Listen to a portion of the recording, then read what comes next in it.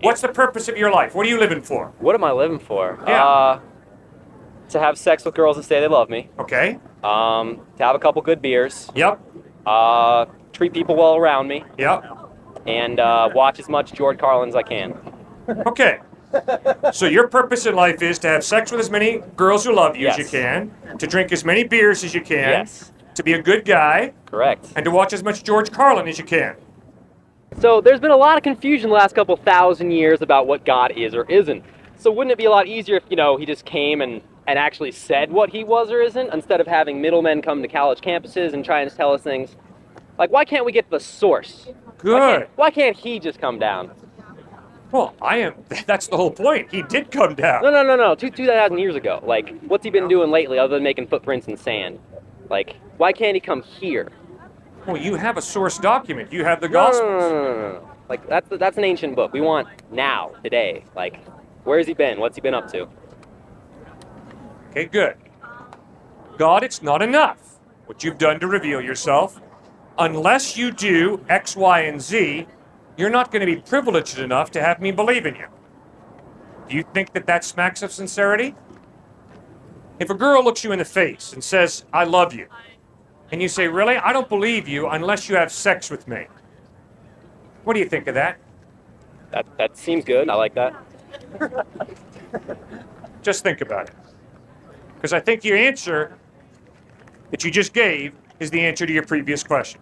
But because I absolutely see you as a middleman. There's God, there's you, and then you're telling us, the herd, the flock, what God says. He's sending you out on a mission. But why can't he be here? Why can't he come out of the heavens and split the ground and all kinds of good science fiction effects and, that would be so much easier. It would clear up a lot of confusion, and we'd be good to go for the rest of human eternity. Now that we have technology to record it rather than... And the answer to that is, I'm going to burn it. God respects your freedom. Respect his freedom. God doesn't play games with you. Don't play games with him.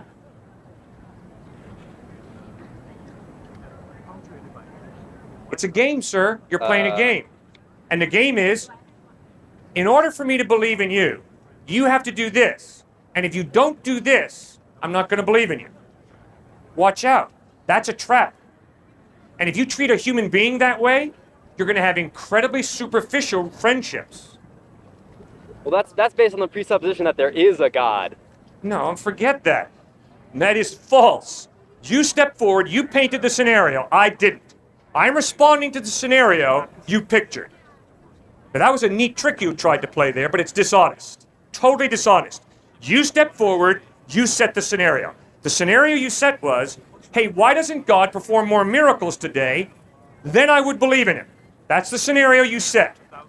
And I'm pointing out to you how dishonest that is in approaching a personal being that way.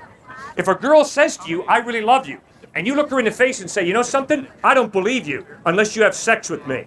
You are one crass manipulator. You said more miracles, but they didn't have any understanding of gravity back then or oxygen. So why to their 2,000-year opinion of the way world is, how does that compare to what we have when we have knowledge? So what I'm saying is, how come the miracles can't happen today? Because you said more miracles, so you assume that the snake talked and the sea was split and he came back from the dead. But why can't that happen now? Miracles do happen now, but they don't happen on command. They don't happen for some cynical person who says, hey, God, do you want to have the privilege of me believing in you? Which is obviously total human arrogance. Hey, why don't you do this miracle and then I'll believe in you? Instead, God respects your freedom. He doesn't force you to believe. He doesn't manipulate you. He says, here's the evidence that I love you. Here's the evidence that I care for you. Now you have to make your own decision. It's not manipulative that God creates us to love him. Like if I had an ant farm, yes, would I demand that the ants love me? And if they don't, they're going to go to ant hell? If you create the ants for a purpose, then it would behoove the ants to live out the purpose for which they were made. It's a question of purpose. Why you? My friend brought up a good point, which I feel like we may disagree a little bit upon.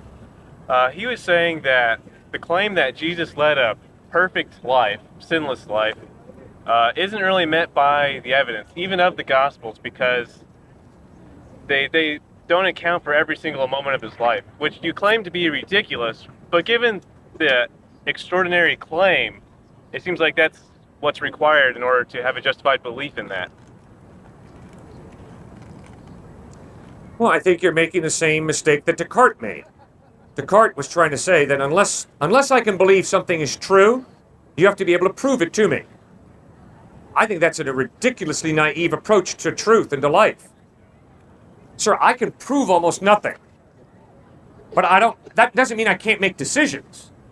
I make decisions based on evidence, not proof. And I think if you look at your life, you're no different from me. Well, I'm a little bit different than you, but... Yeah, well, obviously you're a little different from me, and you're fortunate that you are different from me in certain ways, okay? So, I mean, I pray you'll come to put your faith in Christ, but I don't pray that you be just exactly like me. That would not be good in all situations, I can promise you. But I think if you look at your life, you've got to acknowledge, I cannot base my life on proof. I base my life on evidence. I mean, if you're in ROTC, can you prove to me the United States government is not going to rip you off? No. If you're paying the University of Arizona lots of money to enroll here, can you prove to me that on your day of graduation, the University of Arizona is going to grant you a diploma? Maybe on your day of graduation, the University of Arizona is going to say, hey, you know something? Let's break tradition. No diplomas this year. Oh, no. It's possible, right? Anything's possible. But the reason you're so committed to this fine institution is because the evidence is you complete your courses and you'll get a diploma. You don't prove it, but the evidence points in that direction. Yeah, but it's not so much a solid something that's akin to a mathematical proof. It's more the ability to disprove it. For example, you don't need, if I were to make the claim that I had a perfect life, you wouldn't need an entire count because you would just be able to say, oh, I saw you trip an old lady yesterday, or something like that. Good point. It seems like if we're going to have little bits and pieces of Jesus' life missing here, especially that 30 years of the gap in the Gospels, there's a very good possibility that he could have sinned or whatever, or erred in some way. Theoretically, it's possible, I agree. But I can promise you, sir, if I live with you closely for 3 years, and if I never see you sin once, that's going to blow me out of the water. I'm going to be really impressed. Or I just sin behind your back, too. But I know what you mean. Well, I mean, if I track with you, I mean, if we're close friends, like if we're roommates for 4 years at the University of Arizona, and if I never see you sin once, you're always compassionate, always honest. Your integrity is pure and spotless. I mean, that's pretty incredible. I'm going to be blown out of the water by you. That's incredibly fine. Yeah, and that sounds good, but what I'm saying is that that's a good bit of inductive reasoning, but I don't think that's enough reasoning to back up the claim that he led a perfect life. All right. But you see, when other people say to me, I've never sinned, their friends laugh.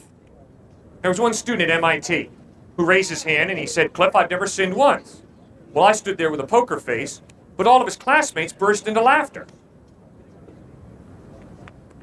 So when Jesus makes this claim that he's a sinless life, I mean, why doesn't everybody break out laughing? What kind of an idiot are you, Christ, claiming to be a sinless person? And yet they didn't break out in laughter. Instead they said, yeah, the guy lived a sinless life. But I don't think so other people didn't laugh. I don't think that's good reason to believe him. I mean, maybe they're just really gullible. Yeah, maybe they are gullible. That's a possibility. It is, and we have all these possibilities of it turning out that he didn't lead a perfect life. So you bet. I don't think the belief is justified. Okay, but when you read the Gospels, you're right, I'm looking for gullibility. And when you read the Gospels, you'll notice his bravest follower, Peter, denies knowing him 3 times. Is that gullibility? Is that blind faith? No. Peter believed in Christ, but he also doubted. He doubted to the point of denying he even knew Christ 3 times. You read the Gospels and you bump into a guy named Thomas. And yeah, Thomas was one of the 12 apostles. But Jesus was such an ineffective communicator that when the other apostles said, hey, Thomas, Jesus is risen from the dead, Thomas said, no, I don't believe it. Not unless I can see it with my own eyes. Not unless I can take my hands and put them in the nail prints in his hands will I believe. Well, I like that. That's like me. I doubt. But when the evidence is consistently pointing in a direction, I got to follow the evidence. So you're right, it's possible that these little 12 apostles were blind, gullible puppies, blindly following this heroic Jesus of Nazareth. But when you read about how they responded to Jesus, you can't conclude that. They denied him, they doubted him. Judas Iscariot, one of his 12 closest friends, betrayed him for 30 pieces of silver. These are not blind, true believers. These are skeptics. They're Christ doubters, Christ deniers. Well, guess what, guys? I like that, because that's the way I am. But I can promise you that ups the credibility of the Gospels, because they're recording all the doubts, all the skepticism. Well, if you're going to bring in the credibility of the Gospels, I mean, I think we talked about this a little bit before. I don't find them to be very credible. Why? Okay, yeah, last night you said it's not like telephone, but I feel that it really is like telephone. How? So we have information starting at one point, it's passing through certain people. Let's say it's 8 people or something like that. Even then, it tends to get misinterpreted, changed a little bit, or something like that. Sure. So if we have something like that, I'm not going to believe that the information is the same as the original point. So if we change it to eyewitness testimony and things like that over a few thousand years, I'm not sure if I'm going to believe that anymore. Okay. Especially given that a lot of the things in the Bible seem to be Jesus talking, which is a very specific event. And that doesn't seem like a very credible thing to me, that they were able to replicate exactly what he said, if he even said it to begin with. Because, for example, miraculous things were written about Alexander the Great, but I don't believe those either. But even then, those weren't on the small scale of everyday conversations between people. Those are about actual major events. So if I'm not going to believe the major events which seem miraculous, why would I believe the Gospels, which were small events? That's what I'm trying to say. Yeah. But Alexander the Great never claimed to be God in human form. He never claimed to be a prophet of God. Obviously, Alexander the Great claimed to be a very committed general, leader of an army. And he was obviously a tremendously successful, talented general, leader of armies. And so history chronicles how he led those armies to victory after victory after victory. Now, when myths grow up around Alexander the Great or around George Washington, about him throwing $1 across the Potomac or whatever, because you study the literary style, and when these myths grew up, and you begin to study folklore, you begin to realize, no, George Washington wasn't this mythological figure who did all these things. He was a real historical person, and this is what he did. And then look at how the myth grew up around him, or Alexander the Great. But with Jesus Christ, you don't have an historical person who myth grows up around. Instead, you've got this historical person claiming to be God in human form, and right from the get-go, he's performing miracles. And these miracles are not added to his life later on to give it some zest and some punch and some persuasiveness. See, Acts chapter 2 records Peter standing up 50 days after the resurrection. Peter looks into the face of his listeners and says, "You killed the Christ. God raised him from the dead, and we are all eyewitnesses of this fact." And the people don't say, "Oh, no, you're wrong. Christ didn't rise from the dead." People knows the facts. And the facts is, these people claim to have seen Christ risen from the dead. This is 50 days after the resurrection, and Peter's going head to head with them. Nobody can say, "Oh, no, we found the dead body. Oh, no, we know about the plot." No, they can't.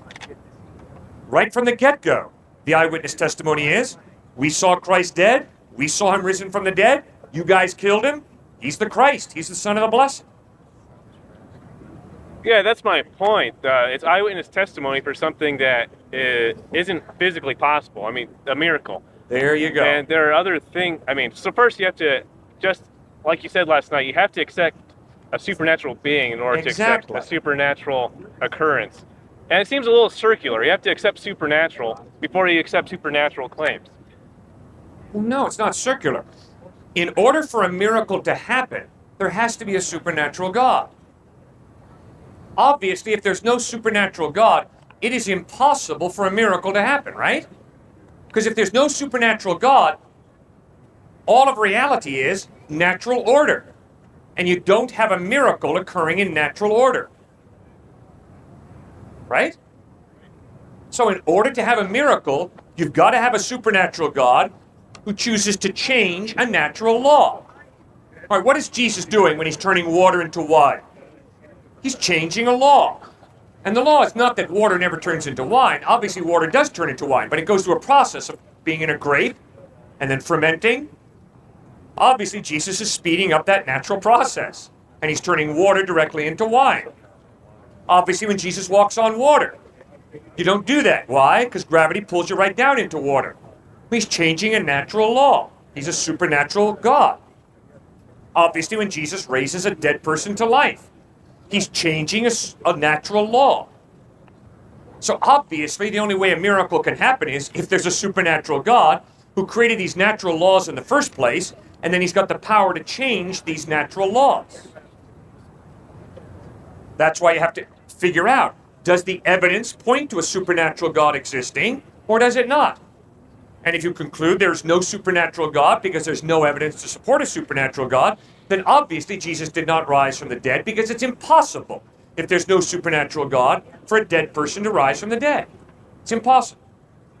What's the evidence of the soul? What's your evidence of the soul? My evidence for a soul is free will, love, conscience, independent rational mind. How do you test for this? I test for it by self-reflection, judging myself, analyzing myself, saying, Cliff, when you did that, that was boneheaded. When you did this, that was good. How do you know that's the soul and not just some mistake you're making or some emotional thing? How do you know it's the soul? Well, we don't have to call it a soul. It's me. It's me that goes beyond my chemical drive. I have a sex drive. Now, I don't have to do whatever my sex drive tells me. 3 years ago, I was speaking out here, and there was a guy right over here who said, yes, I date rape. And I don't think it's wrong. I said, okay, fine. Why don't you think date rape is wrong? He said, because I have a very high testosterone level. And see, he was being consistent with his worldview that said, I don't have a soul. I don't have a free will. I just do what my genetic makeup programs me to do. My experience is, I have sexual desires, and I don't have to put them into practice. I can control them. My experience is, I really hate some people who've treated me rather despicably, but I don't have to continue to hate them. I can choose to forgive them. Now, to be honest with you, Benjamin, at times I've hated them, and I'm embarrassed by that. But I know that I've also been able to change, and with the help of Christ, love people who naturally I would hate. Let me give you one quick example. I went to college to play major college basketball down in North Carolina. But there was an assistant basketball coach who would stand on the sidelines. And every time I'd make a bad pass, every time I'd make a bad shot, he would mock me. Ah, stupid. Look at the chicken out there. Knechtle can't play ball worth squat. My teammates would come to me and say, Cliff, what have you done against this guy? Did he treat you like a piece of dirt? And I'd say, I don't know. But I can promise you, Benjamin, I had some major bitterness and hatred towards that guy. I tried to love him, Benjamin. I tried to care about the guy. I failed time and time again. I hated his guts. If he would have died, I would have been celebrating at his funeral, to tell you the truth. And it wasn't until I reached the point where I said, Christ, I need your help. I tried to love the guy and I failed repeatedly. And Christ helped me to love a man who I hated on my own. You know, I've had similar hatred toward people, but I've been able to restrain myself without the belief in Christ. It's, Good. You know, through ethical measures. And isn't that your free will? Isn't that the real Benjamin choosing not to hate? I guess, but it's constrained, by certain events. Right. It's not just, something I feel that I was born with this, to not go kill this guy or whatever. When certain people have hurt me very deeply, my knee-jerk response is to hit him as hard as I can. I don't have to think about it. I don't have to deliberate about it. If someone cuts me off at the knees, my knee-jerk reaction is, I'm going to cut you off at the knees. That's not my knee-jerk reaction. Okay? Good. Well, that's great. But, Benjamin, I think if you look over your life with a fine-tooth comb, you'll have to acknowledge that too frequently your knee-jerk reaction has been selfishness, thoughtlessness. Doubt it. Oh, come on, Not so Benjamin. much. Of course, there's selfishness here and there, but as a whole, no, I would say the majority is not selfishness. Maybe some people are like that, but you can't take one person and All right. assume the entire species Okay. is like that. Benjamin, I used to think that I was a really selfless guy. Then I got married. And I can promise you, Benjamin, being married to a woman showed me very clearly how selfish I am. Then I thought I got over my selfishness. Then we had 3 boys. Then I really found out how selfish I am. Human selfishness is deeply ingrained. And yet we can fight that selfishness and be generous. We have free will. I don't assume there's a sky daddy who takes care of it for me, that when I ask questions about this world, oh, it's all taken care of for you. You see, it happened 2,000 years ago, and this is all it is. You can't do these things. We answered those questions for you. Keep going about your daily business. That's too easy for me. I don't like it. Well, I can promise you that's not what Jesus commands us to do. If he were here, he could clear it up for me. Oh, you got it right in the Gospels, Matthew, Mark, Luke, and John. All you got to do is read it for yourself. Don't take it from me. Read it for yourself. It's the historical, eyewitness account of what Jesus said, how he treated people, how he died, how he rose from the dead. Don't take it from me. Don't take it from a priest or a minister. Read the Gospels for yourself. Well, a lot of fairy tales treat you, how to treat people better and whatnot, but it doesn't make them true or historically accurate. So Good. So how do you determine what's historically accurate? if it's based on fact, Well, how do you determine whether something's based on fact or not? we're really off point. So You raised it, so sir. I Jesus didn't can't- raise it. I know. You I know. raised We're it. going in circles. We're going. No, we're not crazy. going in circles. You raised a very good question, which is, how do you determine historicity? I'll go down that path if you want to, but that's the path you plotted for us. Let's go back to my core because we're kind of splitting off. So rather than have you here telling us what God is, why couldn't God be here telling us what He is? I do not know Okay. why God has chosen to reveal himself by becoming a human being in Jesus 2,000 years ago. I don't know why God does what he does. I can promise you, sir, I am not God's consultant. God does not consult me before he chooses to do something. So I don't know why God does what he does. I love that answer. I absolutely love that answer. Thank you. You bet. Well, thank you for raising those questions. I love your questions. You're thinking. I'm upset when people say they know what the truth is. So you're saying I don't know is by far the best thing I've heard so far. So Right. thank you. But I am convinced that Jesus Christ is the truth, that he's reliable. Why?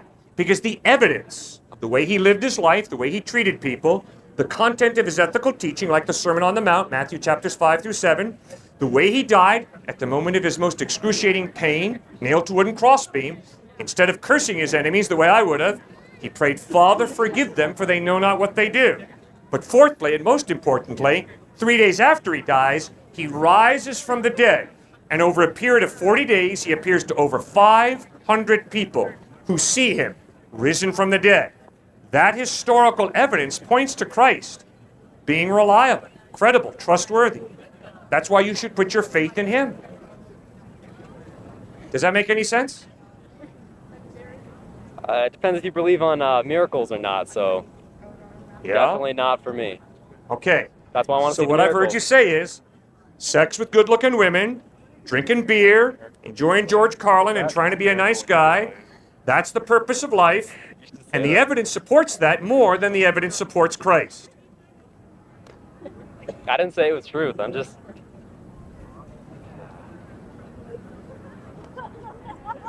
You got to think, sir. It's really, really important to think. You got to ask yourself, why am I living for whatever I'm living for? And what's the evidence that what I'm living for is true? I live in one of the wealthiest areas in the world, Fairfield County, Connecticut. And what's really sad is to watch a human being conclude, my faith should be in money. Is there evidence that money is the purpose of life? Did I say that? Are you putting? No, it's Okay, not you. It's okay. the people I live among. I don't have faith in anything, so I don't Yes, you have do. I don't have material faith. You have faith. Well, I have faith my car doesn't explode when I turn it on, but Now, you're living for something, sir. I don't know what it is, but you wouldn't be dressed the way you are. You wouldn't be articulating as clearly as you are. wearing snakes on a plane. You wouldn't be a student here at this fine university if you weren't motivated. Something's driving you. Now, what is it? What are you living for? What's driving you? Sex, beer, and George Carlin, right? Okay, so your faith is in sex, beer, and George Carlin. In other words, stimulate your nerve endings. Experience physical pleasure. So you're a hedonist. Lots of hedonists in America, in the world. But what's the evidence that the ultimate purpose in life is to stimulate your nerve endings? I mean, is that really what life is all about? Why does there have to be purpose? Because if you don't have purpose, you commit suicide. I'm still alive, and I don't have purpose. Yes, you do have purpose, and I think we're understanding pretty clearly what your purpose is. Those points are clearly insincere, so Well, then sincerely tell me, what are you living for? I don't know, just like you don't know. Well, sir, you better start thinking and ask yourself the Oh, deeper I'm question. thinking, but I'm not drawing conclusions. That's the difference. Yeah, but in reality, you are living for something. You're a motivated guy. Something's driving you. I don't know what. You got to answer that question for yourself. I can't answer it for you, obviously. But you're not an accident. You're not here by accident, sir. You didn't just show up here one day and the University of Arizona said, wow, you can matriculate here. We think you're neat. You're pretty motivated. I was born on accident. Life is here on accident.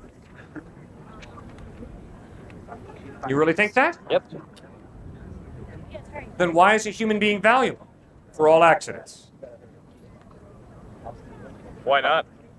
Are you saying so? Because so, if a human being is simply an accident, then a human being is worthless. That's a bad argument. Yeah. You're assuming that because something is random, it's inherently worthless. No, what Why? I'm s- Like, how do you connect the two premises? that if I am an accident, and if this piece of grass is an accident, No problem. there is no qualitative difference between me and the piece of grass. You step on grass, why don't you step on me? Completely If different life is composition. just matter and energy, then there's no purpose. Because it's just matter and energy. That's all it is. See, as soon as you start talking about purpose and meaning, you're introducing rather intangible values like justice and compassion and purpose and meaning. And the only way those can exist is if there's a thinking mind who created you for a reason, for a purpose. If you're just here by accident, there's no value that you have. You make your own value. Fine. So if I say I am the There's no- greatest, yeah, you're I right. am the greatest. There's no objective value. I'm an atheist. Yeah. There is absolutely no objective value or morality. It's entirely personal. I Exactly. agree with you. Good. So I find myself valuable, obviously, more so than a piece of grass. Right. Because of my evolutionary instincts. Yeah. Because of my brain, the way it evolved to be the way it is. Right. I care about humanity. Great. And maybe it's random, maybe it's not scientific, but I still do it. Okay. But if what you say is true, then if you choose to do the opposite of whatever you choose to do, you have to acknowledge that's just as valid. Sure, yeah. I do. Exactly. So, today, I can take out my wallet and I can give the guy money to go get lunch. Or I can kick him in the jaw.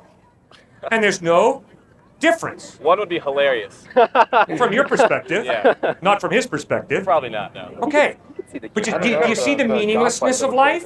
If what you say is true, if there is no God and we're both just accidents, I can choose to feed him dinner or I can choose to kick him in the jaw and break his jaw.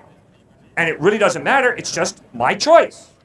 It is. But you have instinctive evolutionary values ingrained into your mind, which would prevent you from doing that.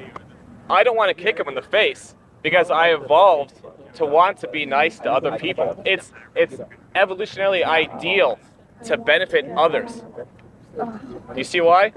No, why? So if I benefit other people and I'm nice to them in a tribal setting, it'll help me reproduce my own genes. That's why we have these instincts to be nice to other people, which is why I'd much rather give them food than kick them in the face. Okay. So even if it's meaningless, why does it matter if you still have the instinct and to do good?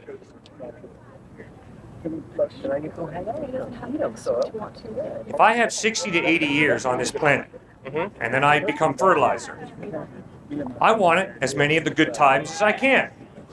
So to kick him in the jaw and then steal his backpack, to steal his stock portfolio, to steal his money, helps me get ahead and have more good times. But that would make you feel bad. Even though I want my life to be as awesome as possible, because I'm just going to die and become fertilizer, as you say, I want to feel good. And kicking people in the face will not make me feel good. It'll make me feel bad because of my evolutionary instincts. Which is why I wouldn't do it. It would actually make me feel better to be alive and help him. How strong are those feelings of yours?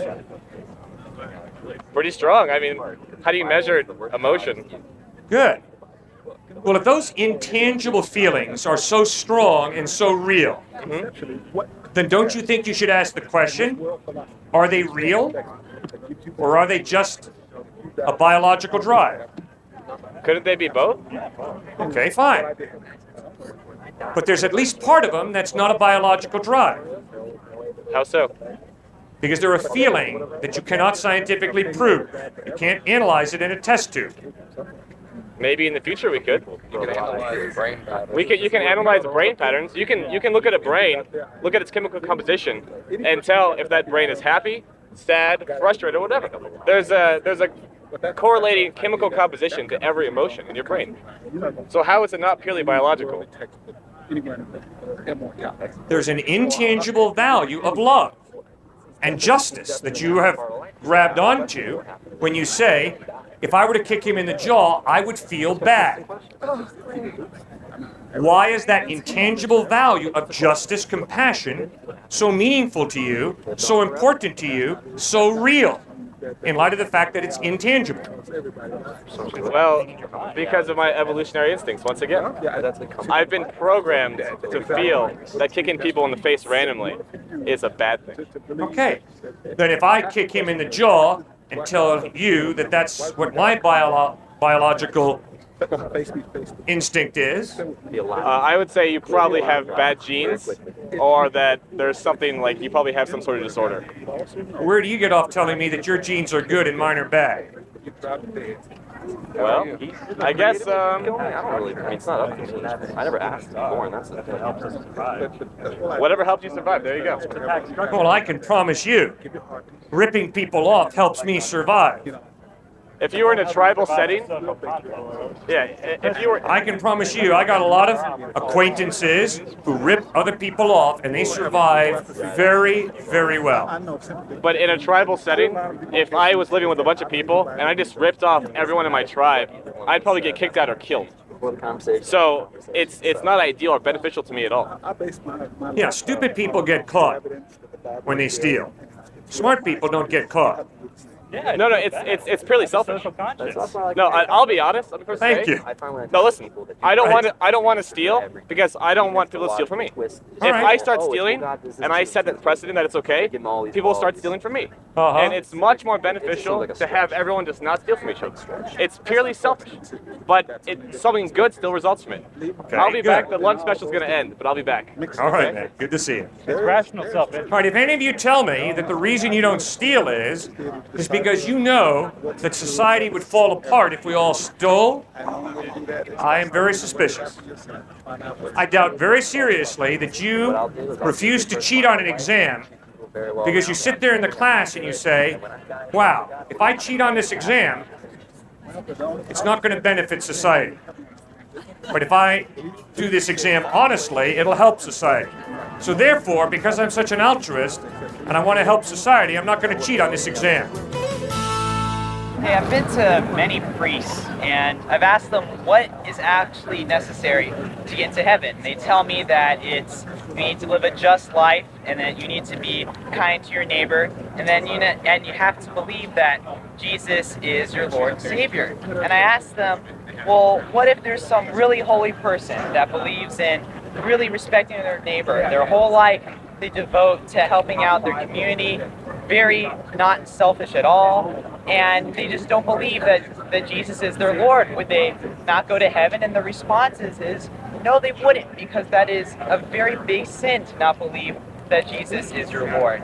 And I say this to you, this is my question, is if I held a gun to your head and I said you have 20 seconds or X amount of time to believe that the tooth fairy really exists, honestly believe that the tooth fairy exists, you wouldn't be able to do it, because you know the tooth fairy doesn't exist, and as much as you want to live, you can't force yourself to believe in it. And there's people out there that couldn't believe in God. They don't believe in God, and even if they really, really wanted to, they couldn't, because it's this false thing in the back of their head. They know they don't truly believe in it. And if that's so, then God is sentencing people to live in eternal damnation, and it doesn't make sense to me. Can you please clear it up? That is a great point you make. I love your thinking.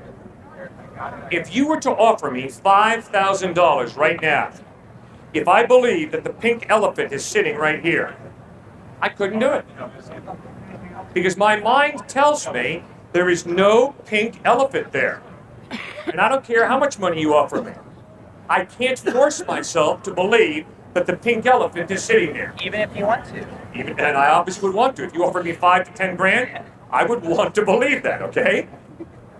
And you're absolutely right. Even though I want to believe the pink elephant is here in order to get your 10 grand, I can't really.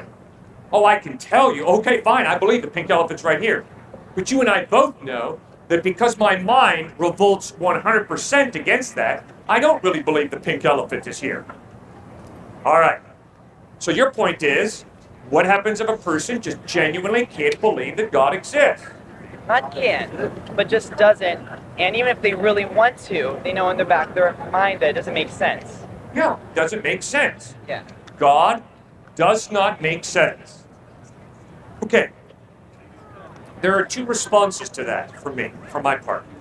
The first point is, have you studied and thought through the evidence that God has left regarding his existence? Now, there's some people sitting here right now who will say, yes, Cliff, I have thought the evidence through, and it's not enough. Therefore, I don't believe in God. Here's my second point. When you say, it is not enough, what you're communicating to me is that you have a standard of evidence that must be met before you can believe something. No problem, I'm with you.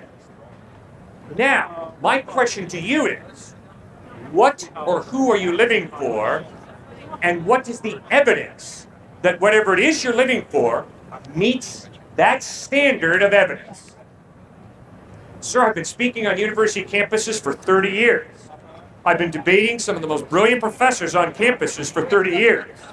I have never met one person who has been able to show me that due to the fact that there's not enough evidence for God's existence, due to the fact that there's not enough evidence for Christ, this other option is better because there is more evidence to support this option than there is evidence to support God in Christ. I'm not saying to believe in something else, though. I'm saying someone that truly wants to believe in God and wants to be involved with Jesus and everything else like that.